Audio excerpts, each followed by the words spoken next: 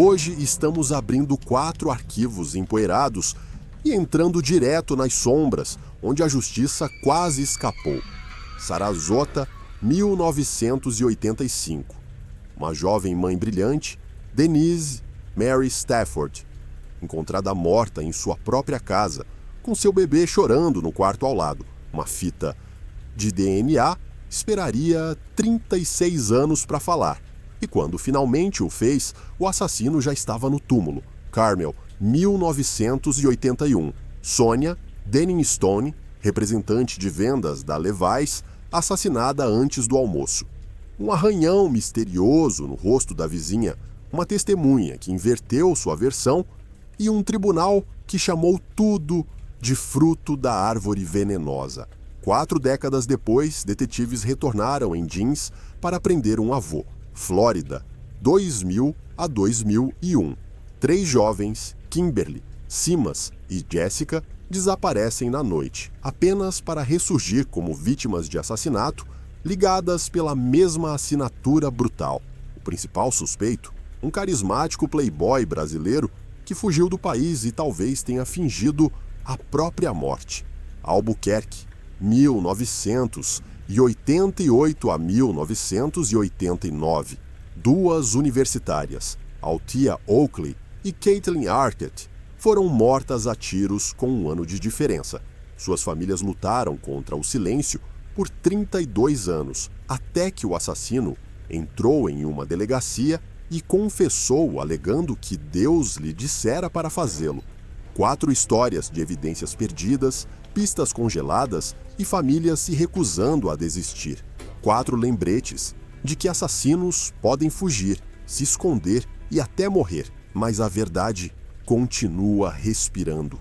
Inscreva-se, ative o sininho e fique por aqui, porque nos próximos minutos vamos reconstituir cada pesadelo, revelar as descobertas que os desvendaram e fazer a pergunta pela qual todo detetive de casos arquivados anseia. O que finalmente transforma um sussurro no escuro, no veredito que encerra a caçada. Vamos virar o primeiro arquivo.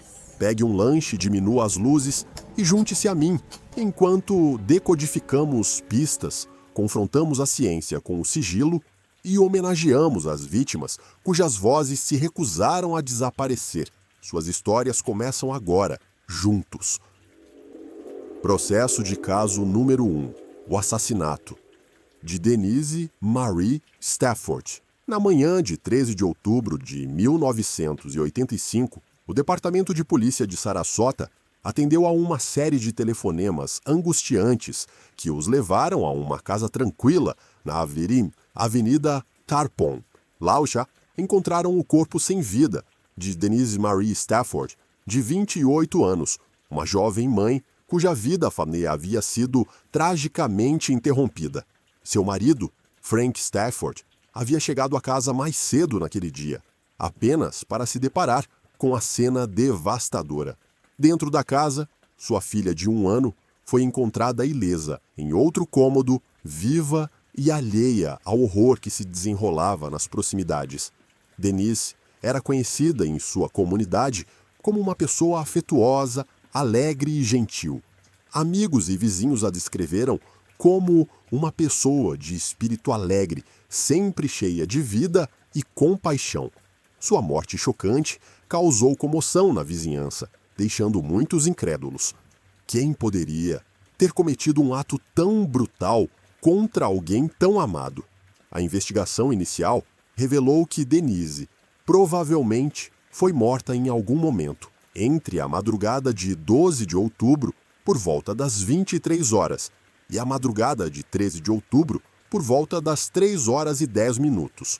Os investigadores da cena do crime vasculharam meticulosamente a residência, analisando cada evidência, na esperança de identificar o autor. No entanto, a tecnologia forense, em 1985, tinha seus limites. E apesar dos esforços da polícia, as pistas se esgotaram e o caso acabou sendo arquivado. Um vislumbre de esperança surgiu quando os investigadores identificaram um possível suspeito, Joseph Mag Letch Jr., ex-segurança de um bar e restaurante agora fechado, frequentemente frequentado por Denise e seu marido. Embora a suspeita persistisse, não havia provas suficientes para conectá-lo ao crime e ele foi liberado sem acusações. Com o passar dos anos, o caso caiu ainda mais na obscuridade, deixando a família Stafford sem respostas. Foi somente em 2021, mais de 3 décadas depois, que um avanço reacendeu a investigação. Graças aos avanços na ciência forense, em particular nos testes de DNA, o Departamento de Polícia de Sarasota reabriu o caso. O investigador civil Jeff Birdwell liderou o esforço renovado. Ele reexaminou as evidências originais e teorizou que Denise estava de pé no momento do ataque antes de ser imobilizada à força no chão. Com essa percepção, Birdwell se concentrou em áreas específicas da roupa de Denise, onde o agressor pode tê-la agarrado, e enviou essas amostras para análise de DNA. Os resultados foram inegáveis. O DNA correspondia ao de Joseph Maglett Jr., o suspeito original de 1985. O caso finalmente havia encontrado sua resolução, pelo menos em termos de identificação do assassino. No entanto, a justiça veio com um toque amargo. Maglett já havia morrido em 2015, enquanto cumpria pena perpétua na prisão. Ele havia sido condenado por outro crime brutal, o estrangulamento de Kathleen Leonard, sua ex-vizinha em Sarasota, um crime cometido apenas 10 anos após o assassinato de Denise. Um único fio de cabelo já o havia levado à condenação naquele caso anterior. Com o tempo, o nome de Maglett também veio à tona em conexão com outros crimes não resolvidos. Ele era suspeito, mas nunca oficialmente acusado, de ser o autor do assassinato de Elizabeth Dia, uma jovem de 19 anos que foi sequestrada perto do Sarasota Square Mall e posteriormente encontrada morta no centro de Sarasota, onde trabalhava. Até sua morte, Maglett manteve sua inocência em todos os assassinatos. Embora sua morte tenha negado à família Stafford a oportunidade de confrontá-lo ou vê-lo condenado pelo assassinato de Denise, ainda havia um certo conforto. A mãe de Denise, Dollar Kepner, compartilhou suas reflexões agridoces. Ele se foi. Ele não vai fazer mal a mais ninguém. Esse tem sido meu consolo. Eu não queria ver nenhuma outra mãe passar pelo que a nossa família passou. Ela acrescentou, emocionada.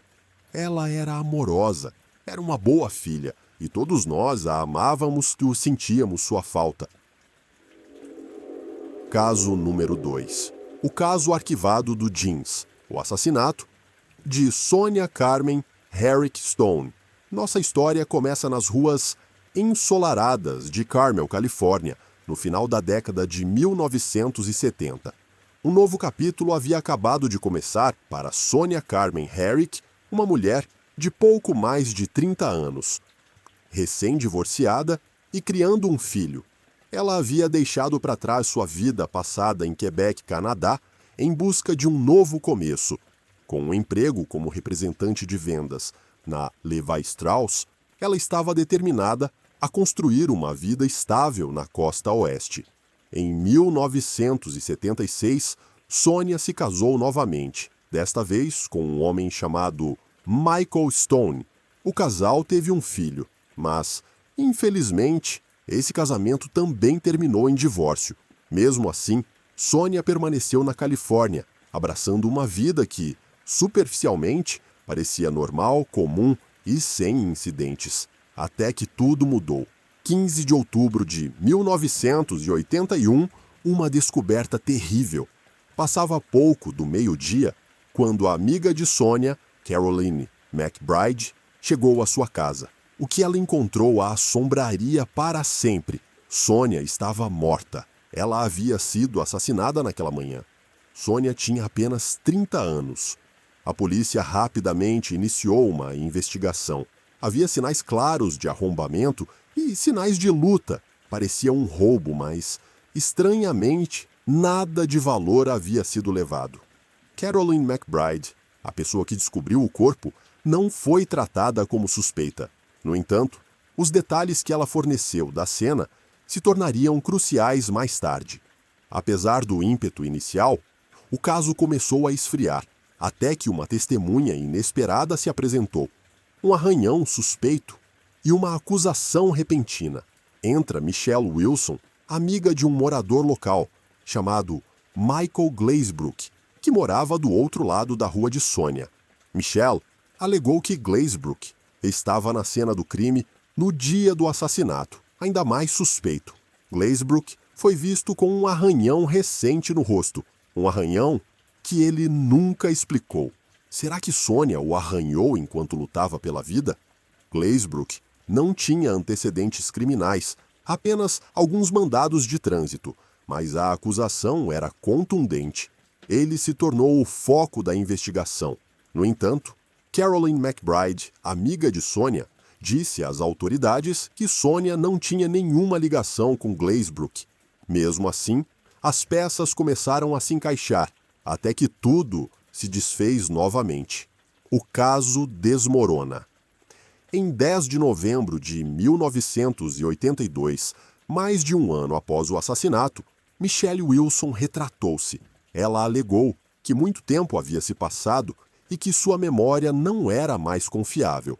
Ela também ofereceu uma nova explicação para o arranhão de Glazebrook, dizendo que ele lhe contou que o arranhou durante uma discussão em uma faculdade local após o assassinato. Essa retratação destruiu a investigação. No tribunal, as coisas ficaram ainda mais complicadas. Os próprios pais de Glazebrook testemunharam que não tinham visto nenhum arranhão em seu rosto. O juiz decidiu que não havia provas suficientes e o caso foi arquivado. Um emaranhado jurídico e um rastro que se esvai. Então veio uma segunda tentativa de processar Glazebrook.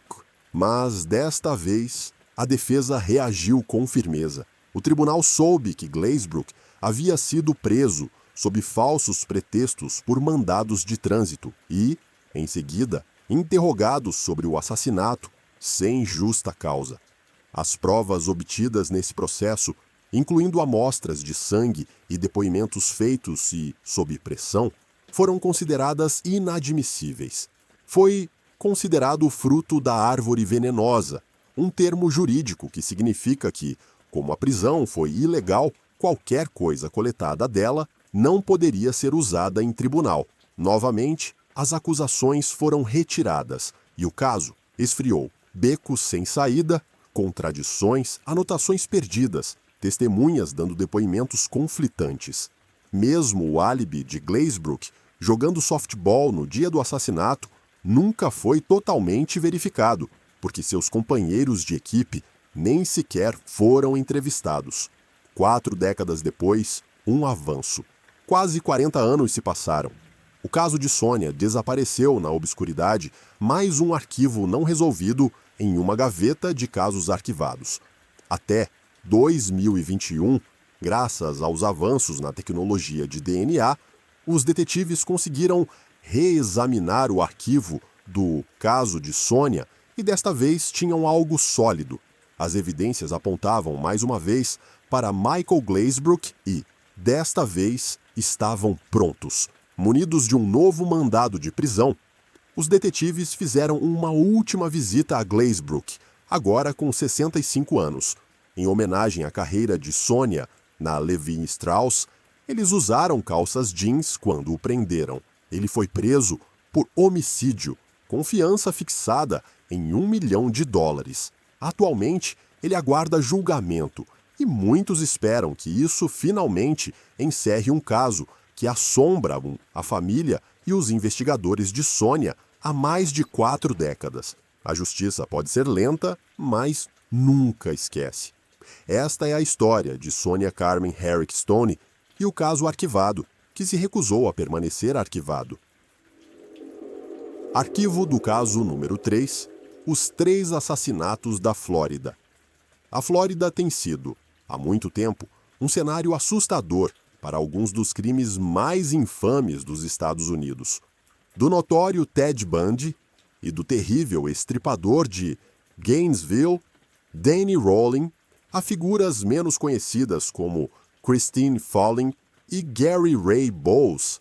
Este estado já viu sua cota de assassinos, mas entre todos esses casos, nenhum se mostrou tão mentalmente desgastante ou fisicamente exaustivo para os investigadores quanto os 3 assassinatos da Flórida, um caso que se o estendeu por anos, cruzou fronteiras internacionais e deixou para trás um rastro assustador de perguntas sem resposta. Junho de 2000 começa o pesadelo. Tudo começou em um dia de verão comum, em junho de 2000. Em Cooper City, uma cidade tranquila a sudoeste de Fort Lauderdale, o corpo de uma mulher de 35 anos foi descoberto. Seu nome era Kimberly Dietz Lee. Ela havia sido brutalmente assassinada, e a cena do crime oferecia pouca ou nenhuma pista inicial. Enquanto os investigadores lutavam por respostas, outro corpo surgiu.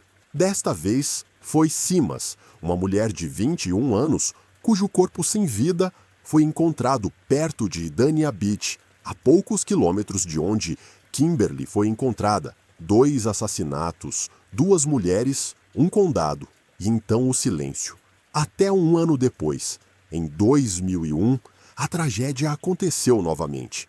O corpo de Jessica Good, de 24 anos, foi encontrado flutuando nas águas da Baía de Biscayne, em Miami. 3 vítimas, 3 finais brutais, cada jovem levada deste mundo cedo demais. Um padrão assustador surge. À medida que os detetives examinavam os casos mais de perto, um padrão inquietante começou a emergir. As 3 mulheres eram vulneráveis. Elas lutavam contra o abuso de substâncias e trabalhavam como profissionais do sexo no momento de suas mortes. O assassino sabia como encontrá-las, conhecia suas rotinas e usou suas vulnerabilidades contra elas. Isso não foi aleatório. Foi direcionado, intencional e a sangue frio. Mas então surgiu uma pista crucial, o ponto de virada em um caso aparentemente insolúvel. Um nome. Surge Roberto Wagner Fernandes. Após entrevistar o namorado de Jessica Good, os detetives foram levados a um suspeito, Roberto Wagner Fernandes, um brasileiro que morava em Miami na época. Fernandes tinha um histórico obscuro. As autoridades descobriram um padrão de violência, especialmente contra profissionais do sexo, e assim que se espalhou a notícia de que ele era suspeito em um possível caso de assassinato em série, ele desapareceu, fugindo de volta para o Brasil quase da noite para o dia. Essa fuga complicaria o caso pelos próximos anos. Barreiras internacionais, frustração nacional. A fuga repentina de Fernandes colocou os detetives americanos em um impasse jurídico.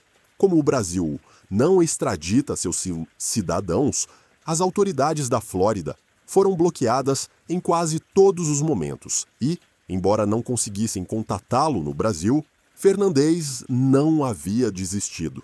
Relatos de crimes semelhantes começaram a surgir em seu país de origem, ataques a profissionais do sexo, novamente apontando para suas tendências violentas. O governo brasileiro, inicialmente lento para agir, acabou cooperando. Mas o processo foi dolorosamente lento, atolado em burocracia e entraves legais. Então, em 2011, houve um grande avanço. Os investigadores avançaram na análise forense do caso de Jessica Good. Animados com a possibilidade de finalmente confrontar Fernandes, eles se prepararam para voar ao Brasil para testes de DNA. Mas o que descobriram ao chegar foi chocante. Roberto Wagner. Fernandes havia morrido 6 anos antes, em um acidente de avião em 2005, a caminho do Brasil para o Paraguai. Ou será que não? Uma morte que não fazia sentido. Para os detetives, algo sobre o acidente e a suposta morte de Fernandes parecia estranho. Em uma coletiva de imprensa, o detetive Scott expressou o que muitos temiam. Fernandes teria forjado a própria morte? Não era uma teoria absurda. Fernandes havia acumulado inimigos em todos os lugares, desde a família de sua esposa assassinada até inúmeras outras pessoas, prejudicadas por suas ações violentas. Ele tinha motivos para desaparecer e os recursos para fazê-lo, mas a polícia não estava pronta para desistir. Trabalhando em conjunto com o Departamento de Justiça dos Iowa, o FBI e a Polícia Nacional do Brasil, os investigadores prosseguiram. Anos se passaram, governos mudaram, mas o caso nunca saiu de suas mesas ou de suas mentes. O capítulo final, DNA da sepultura. Finalmente, após esforços persistentes e negociações internacionais, um juiz brasileiro autorizou o que os detetives há muito esperavam: a exumação do corpo de Roberto Fernandes. A sepultura foi aberta, amostras de DNA foram coletadas e os resultados foram conclusivos. O homem enterrado naquela cova era Roberto Wagner Fernandes e seu DNA correspondia às 3 cenas de assassinato na Flórida. Justiça. Quase com essa confirmação, o caso foi finalmente encerrado. Após mais de uma década de busca incessante, os investigadores podiam agora afirmar com certeza que Fernandes era o homem responsável pelos assassinatos brutais de Kimberly Dixley, Simas e Jessica Good. O xerife do condado de Broward, Gregory Tony, elogiou o trabalho dos detetives, muitos dos quais já aposentados, alguns já falecidos, que nunca pararam de buscar justiça. Ainda assim havia um tom amargo na resolução. O detetive Scott refletiu: gostaríamos de tê-lo levado à justiça, mas não conseguimos. E, no entanto, de certa forma, havia consolo, porque a morte de Fernandes, segundo os investigadores, foi tudo menos pacífica. Seus momentos finais foram repletos de terror, quando o avião caiu na terra. Para aqueles que o perseguiram por anos, assombrados pelos rostos das mulheres que ele matou, esse final ofereceu uma forma sombria e irônica de encerramento. Processo número 4. O longo caminho para a justiça. Althea Oakley e Caitlin Arquette. Era o verão de 1988. Uma noite quente de junho em Albuquerque, Novo México. Althea Oakley, de 21 anos, uma universitária brilhante e espirituosa, havia se juntado ao namorado em uma festa de fraternidade perto da Universidade do Novo México. Mas o que começou como uma noite de diversão rapidamente azedou. Uma discussão irrompeu entre o casal e Althea, chateada e frustrada, decidiu deixar a festa e voltar para casa sozinha, uma decisão que marcaria tragicamente os últimos passos de sua vida. Enquanto caminhava pela Buena Vista Boulevard, perto do campus, e por uma trilha conhecida, Althea foi repentina e brutalmente atacada. A vizinhança acordaria com a notícia da perda de mais uma jovem, e seus entes queridos seriam deixados para lutar contra a dor e perguntas sem respostas. Um ano depois, a cidade foi abalada mais uma vez. Caitlin Arquette, de apenas 18 anos e recém-formada na Highland High School, voltava da casa de uma amiga em uma noite de verão em julho de 1989. Caitlin não era uma adolescente qualquer. Ela era filha de Lois Duncan, conhecida autora de romances de terror e suspense, como Eu Sei o que Vocês Fizeram no Verão Passado. Mas a realidade se mostrou muito mais assustadora do que a ficção. Quando Caitlin parou em um cruzamento, um assaltante desconhecido abriu fogo contra seu carro. Ela foi atingida e seu veículo atravessou 3 faixas de tráfego antes de bater em um poste de luz perto da rua Arno N.E. Ela morreu logo depois. 2 jovens, 2 vidas roubadas e nenhuma resposta clara.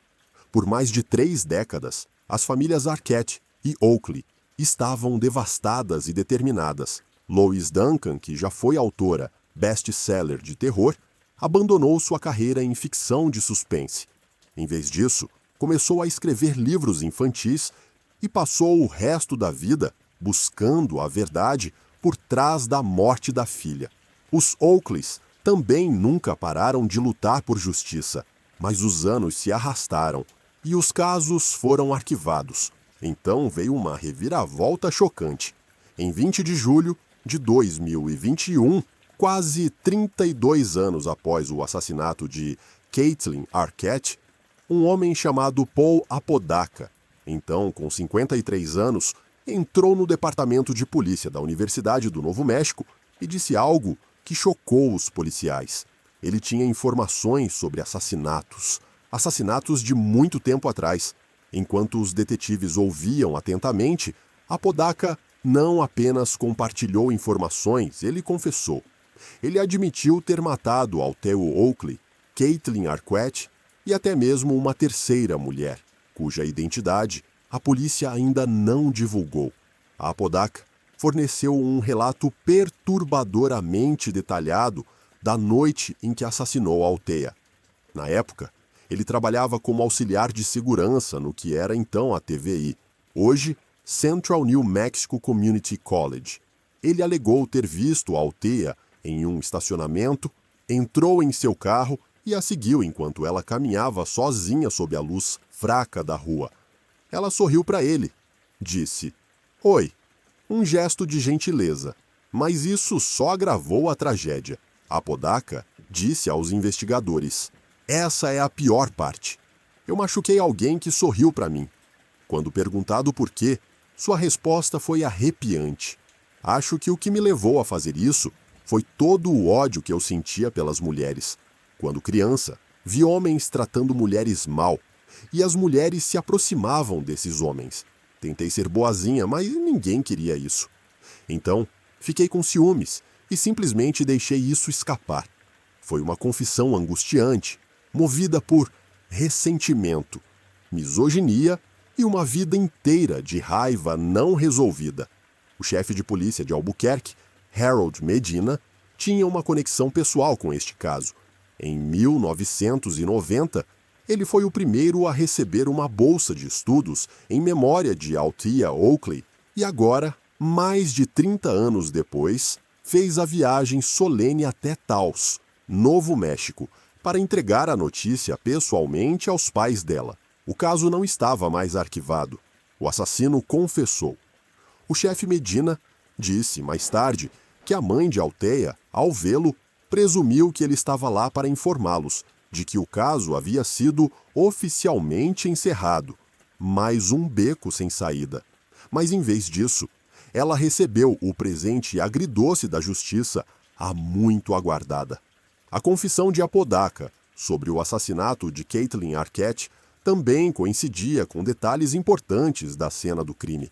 Ele admitiu ter atirado no carro dela em um cruzamento. Na ocasião, a polícia encontrou um Fusca cinza, estacionado de forma suspeita nas proximidades, pertencente a Apodaca, mas ninguém o procurou. Ele passou despercebido.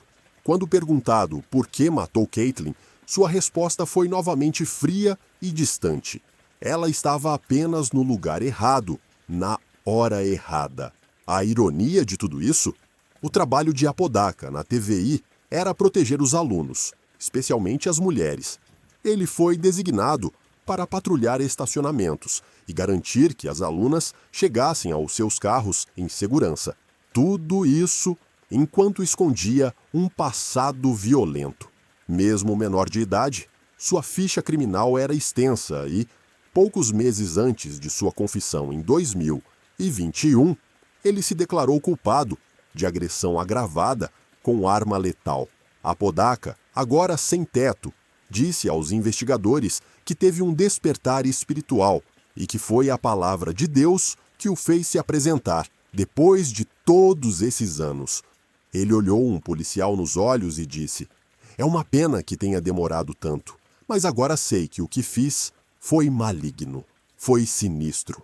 Até o momento, Paul Apodaca foi formalmente acusado de homicídio em primeiro grau pela morte de Althea Oakley. O caso com as evidências mais fortes, mas com suas confissões e investigações em andamento, as autoridades dizem que mais acusações são esperadas.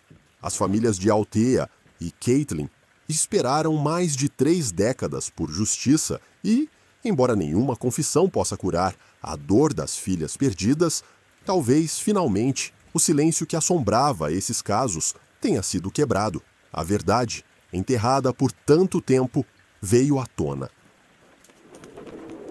Isso conclui o vídeo de hoje. Espero sinceramente que isso tenha lhe dado uma visão valiosa sobre alguns dos casos mais negligenciados ao longo dos anos.